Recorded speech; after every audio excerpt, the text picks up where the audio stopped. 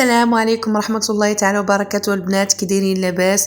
كلشي بخير؟ نتمنى من الله يلقاكم هاد لا فيديو في احسن الاحوال. المهم بنات اليوم جبت لكم جوج وصفات اللي زوينين بزاف وبساط وعندهم نتيجه مبهره. البنات جبت لكم وصفه واحده للجسم ووصفه واحده للشعر. الوصفه للجسم هو السكراب الكوري.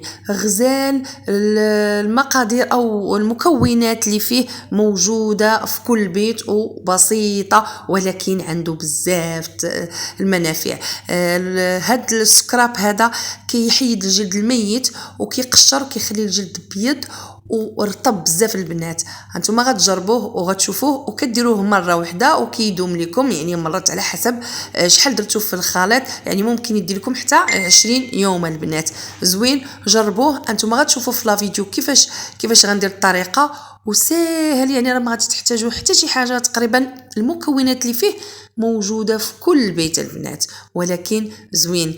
ديروه بعد ما كنعوموا مزيان، يعني كنكونوا في الحمام كنديروه هو الاخر كيخلي الجلد غزال. البنات المهم المكونات كما يلي. البنات هنا كنت حتى خلطت وريتكم فيه ماء الورد، فيه انا هنا درت الكركديه، ممكن نتوما ديروا الكركديه او العكر الفاسي. البنات هنا كنديروا اي حليب ديال الجسم، نديروا اي حليب.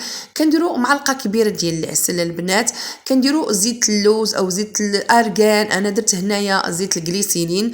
المهم نتوما اي زيت متوفر عندكم البنات كنديروه. كنديروا جال دوش اللي كنعوموا بها. البنات كنضيفوا ليه سكر حبيبات او سكر سنيده 2 معالق على حسب الخليط. من بعد كنديروا نشا الارز.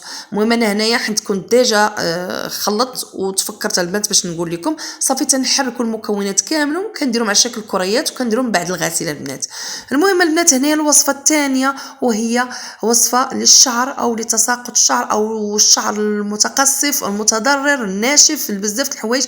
هنايا كنديروا السمسم او الزنجلان، تنقولوا السمسم او تنقولوا الزنجلان، وكنديروا زريعه الكتان. هاد جوج مكونات البنات هما بساط ولكن المنافع ديالهم زوينه بالنسبه للشعر. كيساعد البصيله ديال الشعر باش كتنمو مزيان، كيساعد الشعر ما يبقاش ناشف متضرر، فحال كيغاتين بروتين فحال سيروم.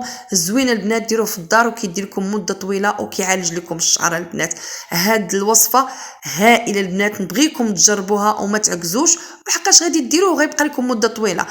كنشدوا 2 كيسان، كاس من الزنجلان ما يكونش عامر مزيان وكاس من زريعه الكتان حتى هو ما يكونش عامر بزاف.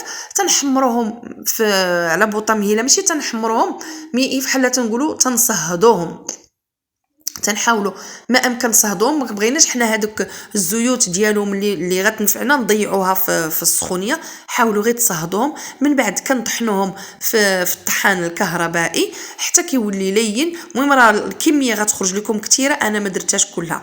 من بعد البنات كنضيف هذوك الطحينه اللي طحنتها كنديرها في شي قرعه ديال الزجاج. البنات كنحاول نديرها في قرعه زجاجيه، ما كتبغيش تنطق لي هذه الكلمه في قرعه ديال الزجاج وكنعمرها.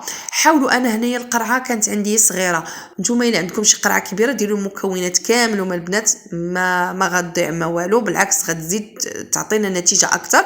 ومن بعد كنضيفوا عليها الزيت النباتيه او الزيت العاديه، هي اللي انا اكثريه كندير في شعري. وإلا عندكم متوفره زيت الزيتون ولكن ما تكونش فيها الملح ديروها ضيفوها. انا غالبا هنا ضفت شويه زيت الزيتون، مي انا اكثريه كندير الزيت النباتيه حتى كيطلع الزيت فوق الخليط بزاف. من بعد تنحرك المكونات. نتوما هنا كما شفتوني عاود ضفت ثاني الزيت لحقاش بان لي ما طلعش فوق هذاك الخليط. صافي تنحرك مزيان باش داكشي يتجانس ليا مع الزيت. ومن بعد البنات يعني شوفوا هذه طريقه بسيطه ولكن بالنسبه للنساء او الفتيات او كل شيء اللي كيعاني من تضرر الشعر، يعني اللي تحرق بالشمس بالسيشوار بالصباغه، اللي شعره ناشف، كينفع حتى في تساقط الشعر لكل شيء. البنات زوين هذا بزاف، راه تيولي عاقد وتيولي ثقيل بزاف. المهم تنحاولوا نديرو في لابان ماري، يعني كنديرو في حمام مريم على بوطه اللي على نار مهيله وتنحطوه حتى كيبدا كيغلي. ملي تيغلي الماء يبدا يغلي تنحطوا هذيك القرعه. سمحوا لي البنات هنايا انا راه كنسجل غير بيد وحده، كنحاول ما امكن انني نسجل بيد وحده ويد الاخرى يتشاد بها ويتنسجل بها. المهم البنات بعد ما كنديروا كاسرول، انا هنا دائما تنقول لكم كنستعمل الاواني خاصه ديال الشعر ولا ديال البشره، ما كنخلطش ديال داكشي اللي كنخدم به. صافي ملي كيدير كنخليوه هكا كيف ما شفتوا كيغلى في حمام مريم. من بعد البنات ملي كيخرج كنخليه حتى يبرد، ماشي يكون سخون، حتى يبرد البنات.